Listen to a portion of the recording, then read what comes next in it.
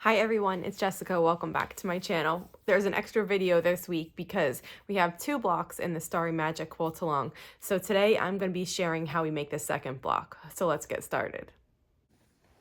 The next block that we're making for the Starry Magic quilt along is the diamond in a square star block. I have all the pieces that I need for that block right here. We're going to walk through one of them together. So the first step is to make the center of the block, which is the diamond in a square. So I have this background print here and I have my triangles cut. Now, to place these triangles in the center of these edges, we need to fold them and mark them like we've been doing for other things. So I fold it in half. Make sure that, you're being as exact as you can be here because this will determine the placement of your triangles and you want them to be centered on this square. So I'm just folding and marking, and then I'm going to just repeat that, and I'm going to mark all 4 sides at once right here instead of just waiting. So they all have a little crease in them that tells us the center. So you can see my 4, 1, 2, 3, and 4. Then we're going to do the same thing to our triangles. So for the triangle, I'm going to just fold it in half and crease it. Once I have my triangle creased, you can see the crease line here. Then I'm going to take the crease line of my triangle and match it up onto the crease line on one side of the square, any side you want. And then we're going to sew across this with a 1/4 inch seam allowance.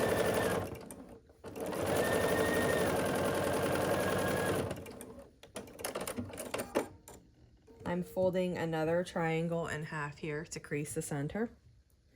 And then we're going to take this piece and do the same thing on the opposite side to where we just sewed our first triangle. And sew across here with a 1/4 inch. Then we're going to trim off the overhang before we attach the final 2. So I just flip it to the back and there's this little bit overhanging. I just cut that off.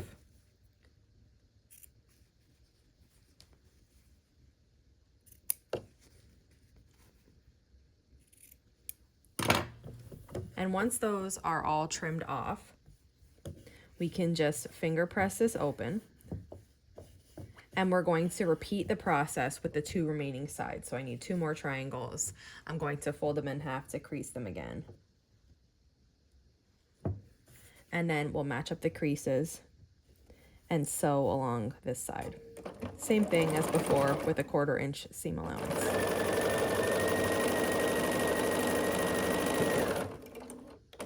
And we'll do that on the remaining side too. So I'm just folding this last triangle in half and I'm going to be creasing it here with my finger. And then we'll put this on, align up the edges, and then sew down the sides.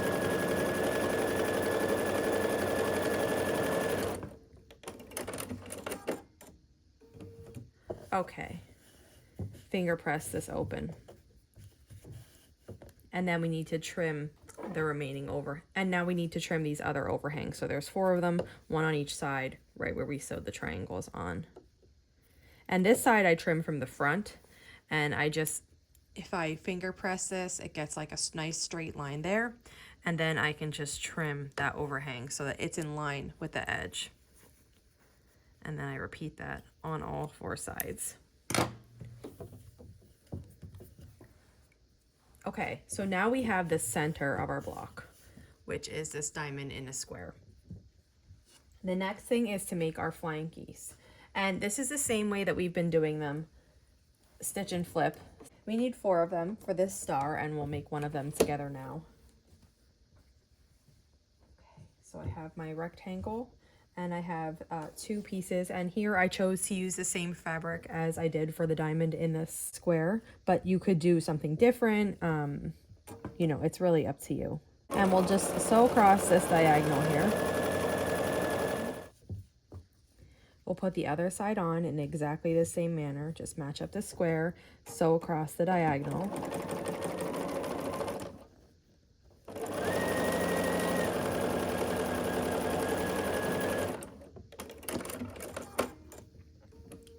And then trim off with leaving about a 1/4 inch seam allowance.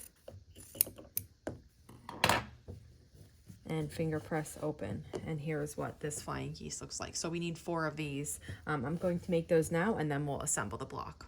I finished all 4 of the flying geese. I have my corners and I have my center. So we're ready to start assembling this block. And just like yesterday, we'll do it vertically. So I have my corner of the block and my first flying geese unit here. I'm just gonna match these up, and then we will sew along the edge with the 1/4 inch seam allowance. Next is the flying geese and the diamond in a square. So I'm just going to match these up.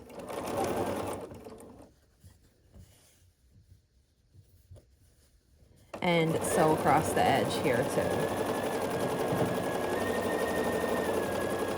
And the final piece on this side is another square and another flying geese unit. This block has a lot of seams coming together in the middle, so if you like to press open, this is a good candidate for that because there's a lot of bulk here where these meet. We're going to add a corner here at the top.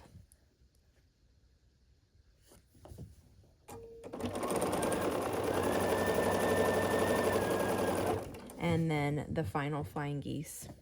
And the final piece is another corner. And when we cut this and we take a look, we have the 2 seams across the middle left. So here's what we have so far, and we need to sew these 2 middle seams. And here is what our block looks like when it's finished. So that's it for this block. If you have any questions on how to make this block, just let me know in the comments and I'll be sure to answer. And so here are the 2 blocks that we have this week. We made this one yesterday, and then we made this one today. And for this quilt, we need 4 each. So that's our assignment for this week. That wraps it up for today. I'll see you back here soon. Thanks for following along.